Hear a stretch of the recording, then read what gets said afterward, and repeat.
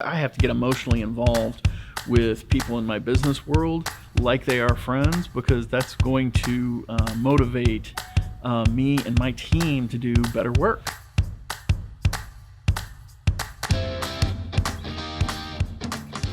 The flip side to this is that I had a situation go badly. A business transaction and relationship went bad. I got screwed hard, like freight train style screwed.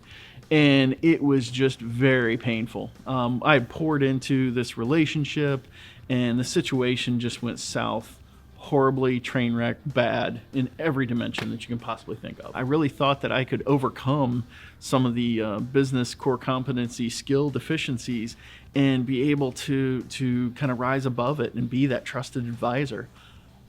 I was wrong. The first thing is really just, you got to internalize that and go, hey, what mistakes did I make? What did I miss? What do I need to change? What do I need to evolve? Because you're not always sure exactly what's going to happen in any business relationship. And in this particular case, it stung and it hurt and it was very personal because that dissolved. And the problem wasn't that I lost a business or an account or anything like that. I genuinely felt like I lost a friend, and that hurt far worse than anything to do with dollars and cents. But the biggest thing was to be able to take a breath, and I looked around at all the people who were angry for me, and I got really angry, but that went away very quickly. That dissolved very quickly.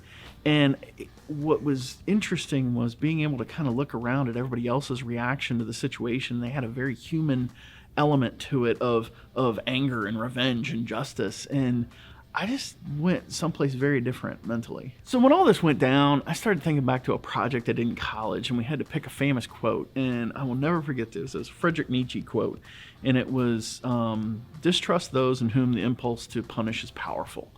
And that kept ringing in my head because I would have people around in the situation like, well, don't you want to sue? Aren't you angry? Won't you go get them? That kind of thing. And it was funny. I just let all that melt away and dissolve very quickly because that negativity wasn't going to help. I felt very beat up about losing that relationship far more than I did anything to do in the business. Being able to not let that impact what happens going forward has to be the point of all of this. This is intentional. I'm going to pour into people. I do this really annoying thing. I dig people.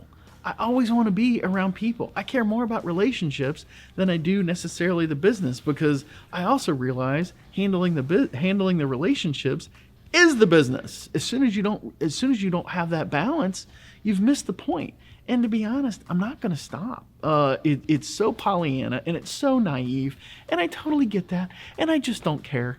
The ability to simply say, I'm going to pour into people, I'm going to pour into relationships, has to supersede everything else that we're doing in the world. It has become, I hope, part of our DNA.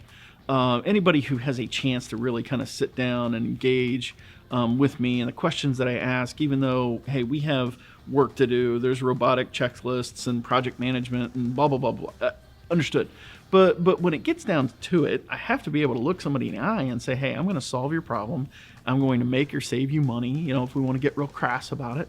But that has to be a part of it, and that's what helps motivate me and hopefully motivates my team, and that's just become part of our DNA. There's no separation anymore about trying to anticipate needs and trying to service clients, much more so than, hey, did you see this cool logo we did? Well, yeah, that's great and all, but I want to be able to work with somebody 2 years from now, not just right now.